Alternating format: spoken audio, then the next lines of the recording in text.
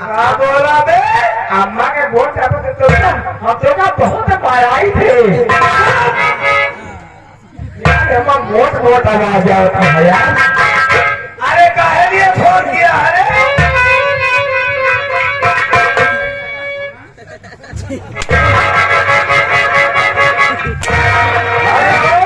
Hello hello आप कहाँ से बोल रही हो? कौन विक्रम के पास लगा कि नहीं लगा? लगा जी कहा यार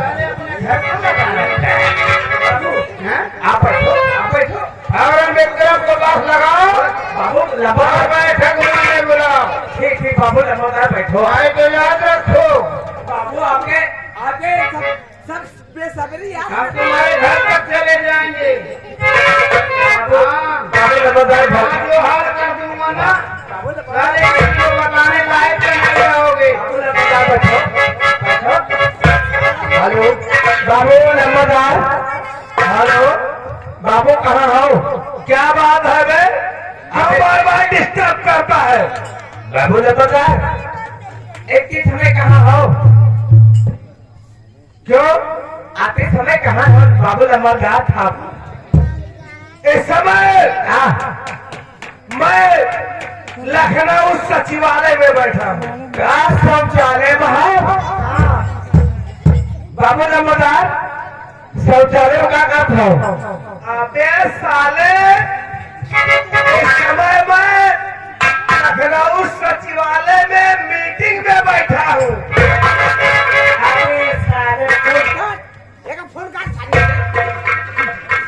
नंबरदार मिट्टी में कहा है? मिट्टी में कहा है? मिट्टी में कहा है? और नंबरदार हेलो तुम्हारे मर गया है क्या बोलो बे? अरे कहे बड़ा नंबरदार ठाकुर यानी परिवार में कहो बहनी बिटिया में कहो कि विवाह हुआ में कुआर मर गया है मिट्टी में है वो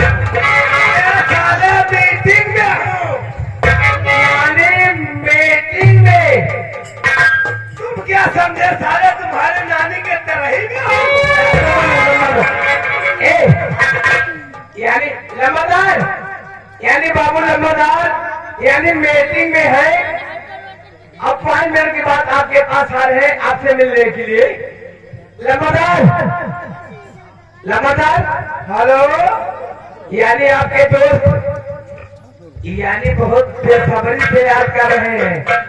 क्या कहा नहीं बेसब्री से याद कर रहे हैं। क्या कहा बड़े ठाकुर यानी बलवंत सिंह? हाँ मुझे बेसब्री से याद कर रहे हैं। हाँ लंबादार बेसब्री से याद कर रहे आए के मुलाकात कर लियो। ठीक है फोन रख दे और जैसे फोन रख दे साले और बाबू बलवंत सिंह की सफारी गाड़ी लेकर हवाई अड्डे पर आ जा। हेलीकॉप्टर से आकर यानी हमें लंबादार कह रहे हैं यानी सफारी गाड़ी से हाँ हेलीकॉप्टर से आ रहे हैं। अरे कहा फोन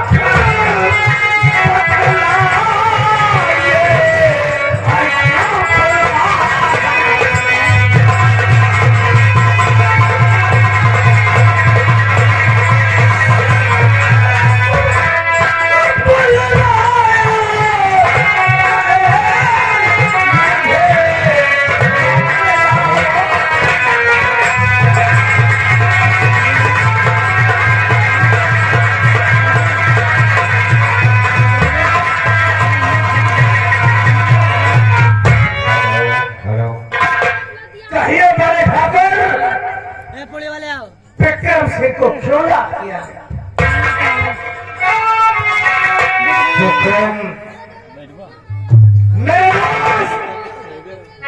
तुम जानना चाहते हो बलवंत सिंह आज तुझे इसलिए बैठक रूम में बुलाया है, तो कान को खोलकर सुनो मेरे यार।